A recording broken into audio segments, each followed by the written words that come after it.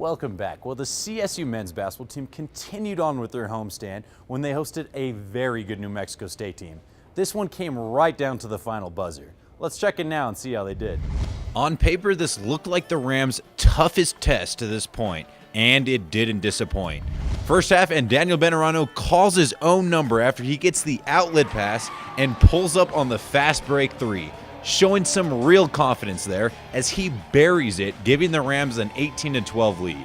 Very next possession, and the Rams looking to push again when Benerano misses the layup, but Marcus Holt is there to clean it up with a two-hand slam.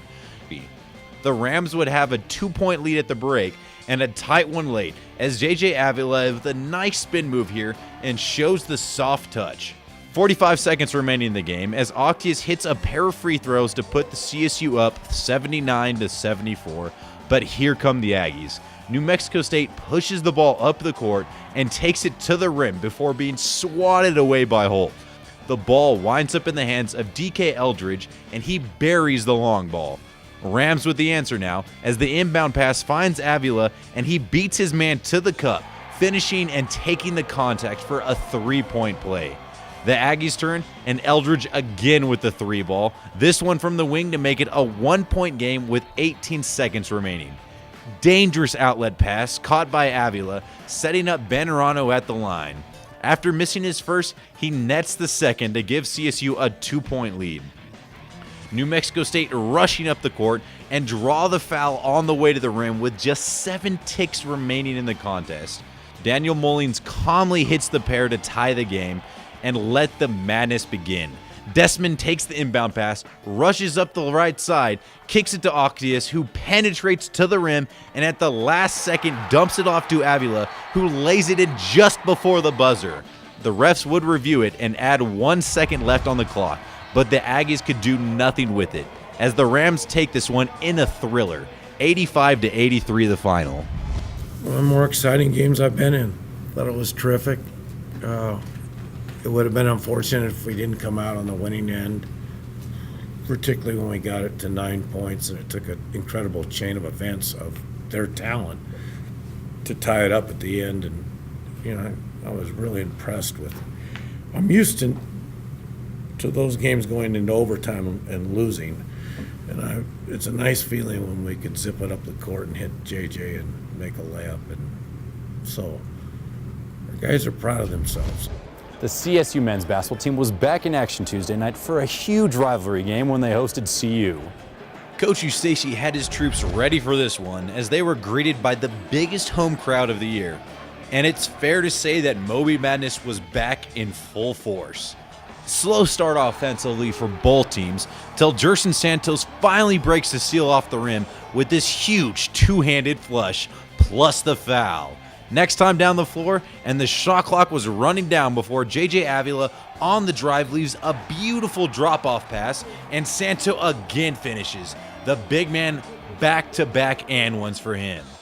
But here come the Buffs. Spencer Dinwiddie gets open in the corner, and he would be able to knock down the long ball, giving CU a 17-12 lead. Scoring heating up both ways as this time David Cohn with a nice look-ahead pass to Avila, who was able to sneak that one up and in for 2. Buffs up 3. Rams turn for a run now as Daniel Benerano goes Eurostep and goes glass, finishing falling out of bounds. Then the Rams turned up the heat defensively as here Josh Scott's turnaround comes up short and into the hands of Avila. He's going to push it up the floor and nobody stops ball as he takes it right to the front of the rim. Great body control to seal off the defender as his finger roll goes in for 2. Rams cap off their 14-3 run when DB is able to connect on his try here. But Dinwiddie would have an answer for the Buffs as this tough lane cuts the Rams' lead to 34-30 at the break. I thought Dinwiddie, who likes to talk publicly, backed it up, and I admire a guy for that. Second half, and we are all square at 44 before Benerano pulls up on the mid-range jumper and finds nothing but nylon from 15.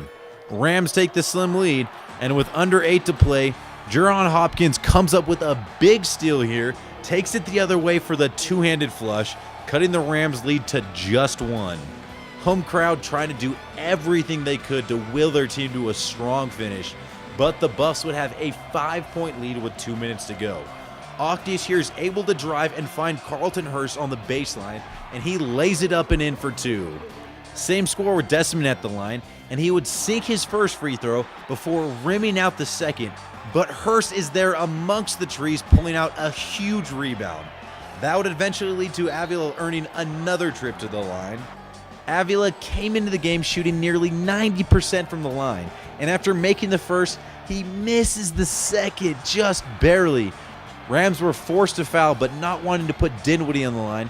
They pressure him, trying to get him to give up the ball, but he doesn't, and eventually they're forced to take one on him.